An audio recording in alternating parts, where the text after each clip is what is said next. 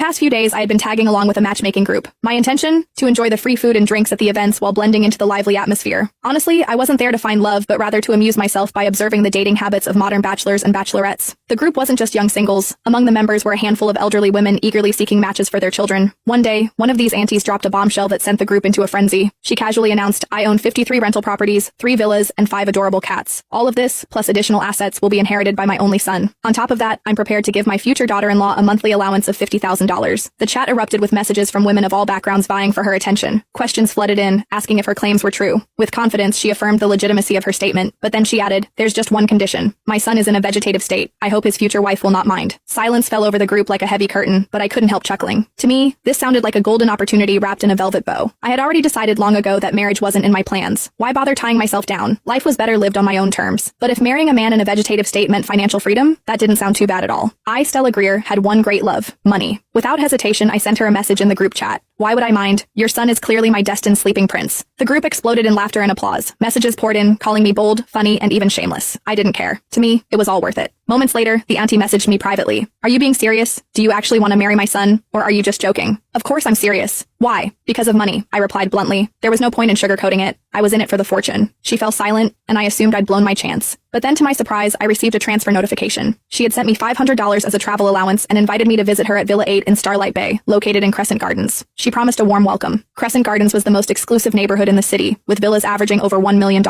This woman wasn't just rich, she was obscenely wealthy. Grinning, I shamelessly accepted the money and set off immediately. When I arrived at Villa 8, I was greeted by an atmosphere of luxury and grandeur. The villa's exterior was stunning, with meticulously maintained gardens and an air of nobility that made me feel slightly out of place. After straightening my hair and smoothing my clothes, I rang the doorbell. A glamorous woman in her 40s opened the door, her smile radiant. She exuded sophistication, looking no older than her early 30s. Her flawless skin and impeccable fashion sense made me feel like I was meeting a celebrity. "Hello, my name is Stella Greer," I introduced myself, extending a hand. "I'm a graduate of a prestigious Ivy League university, currently preparing for the civil service examination." The woman, Abigail Winslow, shook my hand warmly, her eyes gleaming with approval. "You're young, beautiful, and accomplished." "Wonderful." After exchanging pleasantries, she invited me inside, pouring tea as we sat in the opulent living room. She asked about my background, family, work, and aspirations. My parents divorced when I was young, and neither of them kept in touch. "I've been on my own ever since," I explained. "As for work, I'm a fashion designer with an annual salary of around $100,000. Abigail nodded thoughtfully, her expression unreadable. She didn't press further and soon gestured for me to follow her upstairs. "Are we going to meet my sleeping prince now?" I teased. She smiled. "Yes, my son is also my precious sleeping prince." We climbed to the 3rd floor and entered a bedroom. I wasn't expecting much. I'd already prepared myself for a purely transactional relationship. I didn't need to fall in love. I only needed to secure the deal and fulfill my duties. But the moment I saw him, my breath hitched. There he was, lying peacefully on the bed. His long lashes cast delicate shadows on his cheeks, and his features were so exquisite they seemed sculpted by an artist.